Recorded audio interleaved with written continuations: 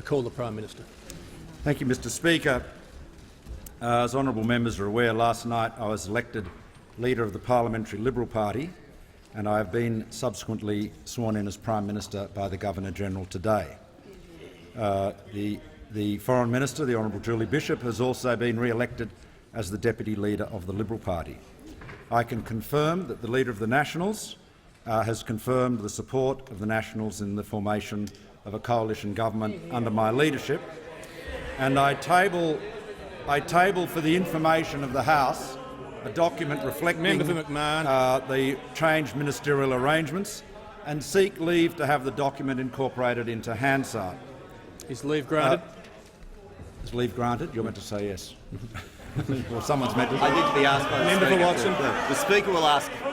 He runs the Parliament. Member for Watson, is leave granted? Leave's granted. Thank the member for Watson. Call the Prime Minister. The Prime Minister will continue. Thank you, Mr Speaker. Now, with your indulgence, Mr Speaker, and the indulgence of the House, I want to make some remarks on the former Prime Minister, Tony Abbott. Our nation, our Parliament, our government, our party, our parties, the coalition, owe Tony Abbott an enormous debt of gratitude for his leadership and his service over many, many years. He led us out of opposition back into government. The challenges of leadership are very considerable. The pressures are enormous. And as Tony Abbott has often said himself, very, very profoundly, that all of us here are volunteers. It is our families that are conscripts. And so we should acknowledge today, of course, the debt we also owe to his wife Margie and their daughters.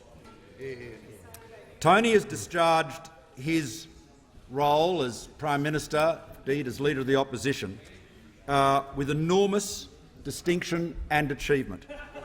The free trade agreements alone, which have been negotiated under his leadership, represent some of the most significant foundations for our future prosperity. And of course, under his leadership, our government restored the integrity of our borders, with the consequence that we have been enabled to make the increased and very generous arrangements for Syrian refugees last week.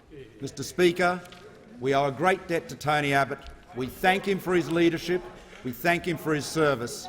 He is a great Australian, and our country has been better, has been improved, has been better led under his time as Prime Minister. Thank the Prime Minister. The Leader of the Opposition on indulgence. Thank you, Mr Speaker. I too want to add my remarks to the events and the departure of Mr Abbott as Prime Minister. Politics is a privilege to serve here. It is a vocation.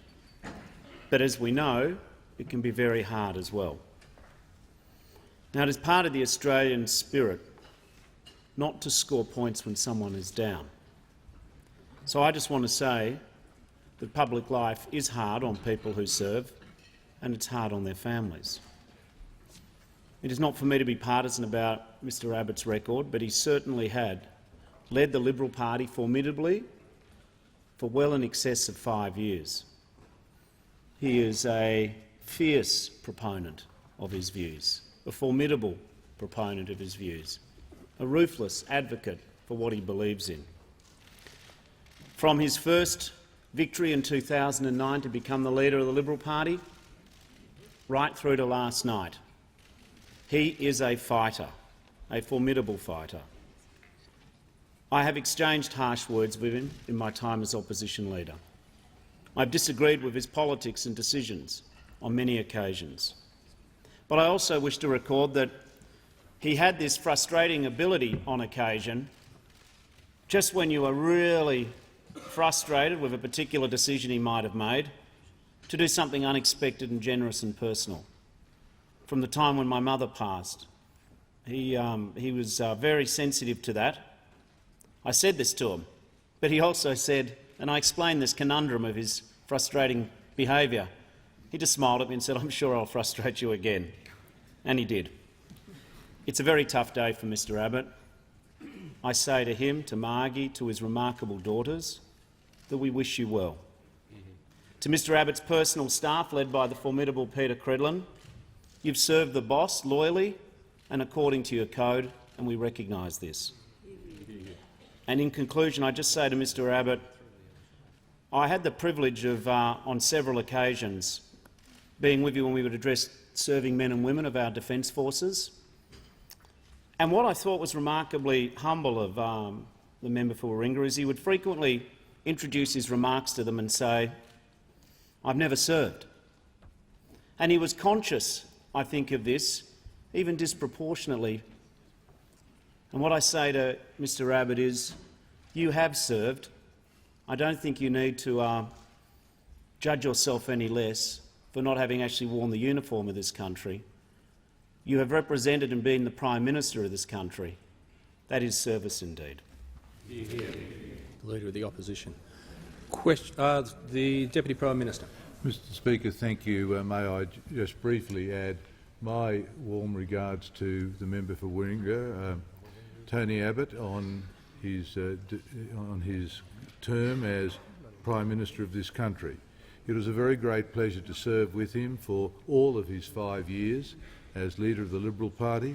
He certainly had a vision for Australia. He had a particular interest in promoting infrastructure and wanted to be known as the Infrastructure Prime Minister. And so it was perhaps easy to be Minister for Infrastructure when there was such a strong level of support from the Prime Minister.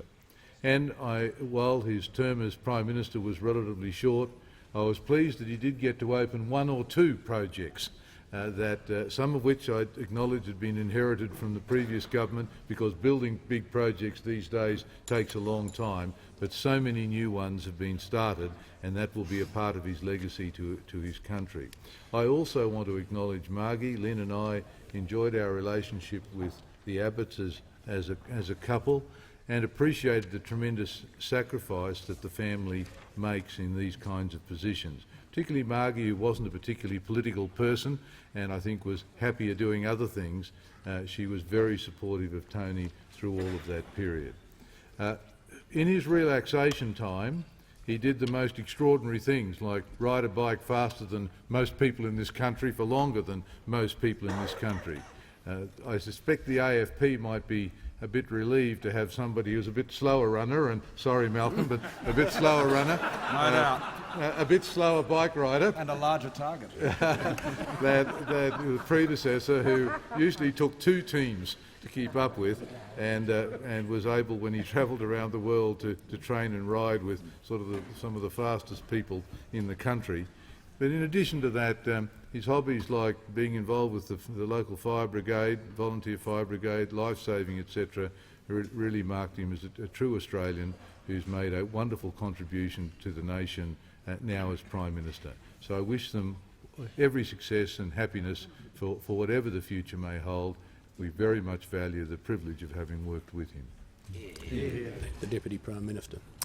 Questions without notice. The Leader of the Opposition. Just on indulgence first. On indulgence. Mr Speaker, I congratulate Mr Turnbull on being chosen by his Liberal Party to become Prime Minister of Australia. It is a signal honour. It is one which is afforded to very few Australians. You have